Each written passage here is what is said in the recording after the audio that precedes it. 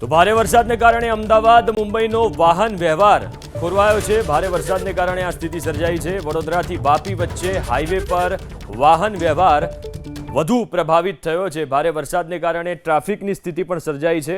વડોદરાથી વાપી વચ્ચે હાઈવે પર ઘણા બધા વાહનો અટવાયેલા છે અને વાહન વ્યવહાર પ્રભાવિત થયો છે। હાઈવે પર ભારે વરસાદના કારણે આ સ્થિતિ સર્જાઈ છે। અનેક વાહનો અત્યારે લાંબો ટ્રાફિક જામ તમે જોઈ શકો છો। લાંબો ટ્રાફિક જામ આખા હાઈવે ઉપર જોવા મળી રહ્યો છે। કિલોમીટરો લાંબો ટ્રાફિક જામ છે। સતત 10 કિલોમીટર સુધીનો ટ્રાફિક જામ છે। 10 કિલોમીટર સુધીનો ટ્રાફિક જામ। અનેક ઠેકાણે વાહનો અટવાઈ ગયા છે। પાણી ભરાયા હોવાને કારણે ભારે વરસાદની સ્થિતિને કારણે કેટલાક ઠેકાણે હાઈવે પર પાણી ભરાઈ ગયા છે।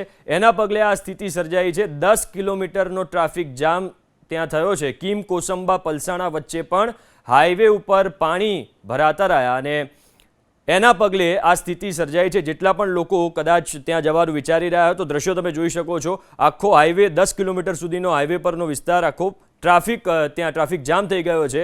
વાહનો અટવાઈ ગયા છે। વાહનો આગળ નથી વધી રહ્યા એવી સ્થિતિ છે। નવો એક્સપ્રેસ હાઈવે પણ સુરત પાસે થોડાક સમય માટે બંધ કરવામાં આવ્યો છે। કીમ કોસંબા પલસાણા વચ્ચે પણ હાઈવે પર પાણી ભરાતા આ સ્થિતિ ત્યાં જોવા મળી રહી છે।